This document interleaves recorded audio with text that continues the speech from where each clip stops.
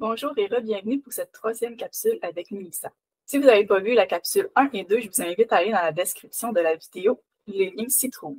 Aujourd'hui, on va parler des différentes utilisations qu'on peut faire avec les mandalas créés à Mandazen et aussi un peu comment on peut les appliquer au quotidien. Premièrement, on va commencer avec le coloriage. Au niveau des crayons que j'utilise différentes pointes de crayon feutre. J'utilise du crayon de bois, du crayon de cire, du crayon aquarelle, des stylos colorés. On peut même utiliser des crayons d'acrylique, de la gouache en pastille et de la gouache liquide. On peut trouver ces articles facilement au Dollarama ou sur Amazon. Si vous voulez avoir des crayons beaucoup plus spécifiques, vous pouvez aller au Michael et au Homer Dessert, mais ça sera un petit peu plus coûteux. Pour ce qui est des motifs, nous, on les fait à main levée. Nous prenons un gabarit à dessin, des pochoirs. Nous utilisons aussi un gabarit à dessin avec différentes grosseurs de cercles pour pouvoir faire les mandalas pointillés. Le matériel, vous pouvez le trouver facilement au Dollarama ou chez Amazon. Pour faire des textures, c'est assez simple. On peut même utiliser les objets du quotidien. En exemple, on peut partir à la chasse aux feuilles et les faire sécher dans un livre avec notre enfant. Ensuite, nous prenons simplement la feuille séchée que nous mettons sous le papier de mandala et nous passons avec le crayon de bois dessus pour colorier. Nous allons voir de magnifiques motifs apparaître. Tout dépendamment des objets, pour certains, vous allez même pouvoir plus ou moins y toucher les textures. Vous pouvez même, au niveau des motifs, utiliser un crayon de cire blanc et vous pouvez prendre de la gouache en pastille lorsque vous allez faire vos motifs avec le crayon de cire et repasser par-dessus avec la peinture à la gouache de couleur foncée de préférence pour bien faire ressortir le blanc. Vous allez avoir un beau mandalas magique. Je vais vous énumérer quelques objets que je prends de la vie courante.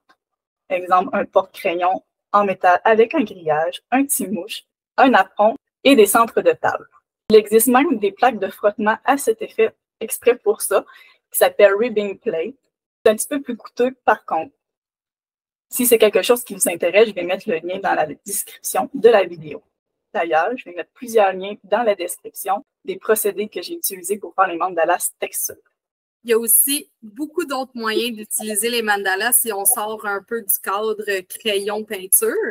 Par exemple, on peut utiliser du papier de construction, découper les motifs de notre mandala dans le papier de construction, puis aller coller les papiers de construction dans chaque portion du mandala.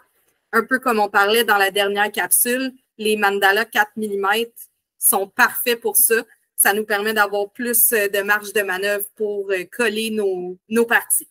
On peut aussi utiliser plein d'autres objets qu'on va retrouver soit à la maison, à l'extérieur ou encore une fois au Dollarama ou sur Amazon, comme des pompons, des plumes, des brillants, du sable, des bouts de feuilles et de branches qu'on retrouve à l'extérieur. Bref, la créativité, c'est vraiment la seule limite.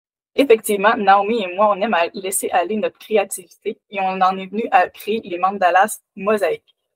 Dans le fond, nous utilisons simplement des autocollants style diamant que nous plaçons à l'intérieur du mandala.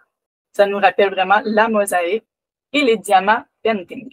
Pour les mandalas Zentangle, nous utilisons un mandalas normal que nous allons simplement ajouter des motifs à l'intérieur. Ce que je trouve vraiment génial, c'est qu'on peut vraiment mélanger avec l'apprentissage. Des lignes courbes, des lignes droites, des lignes brisées, des lignes pleines, des pointillés, des traits, des formes et même des symboles. Tout à l'heure, on parlait de découper les morceaux de motifs dans le papier de construction pour les coller sur le mandala, mais c'est aussi tout à fait possible de faire le contraire. On commence par colorier notre mandala, puis on découpe chaque section qu'on colle sur une feuille de papier construction pour en créer un complètement nouveau. Les enfants adorent utiliser leur imagination et leur créativité pour faire tout plein de beaux bricolages. C'est sûr qu'ils vont adorer ça. C'est ce qui termine cette troisième capsule avec Mélissa. Pour la quatrième et la dernière capsule, on parlera d'explorer les différentes utilisations des mandalas et comment les intégrer dans notre quotidien. Je vous dis à bientôt.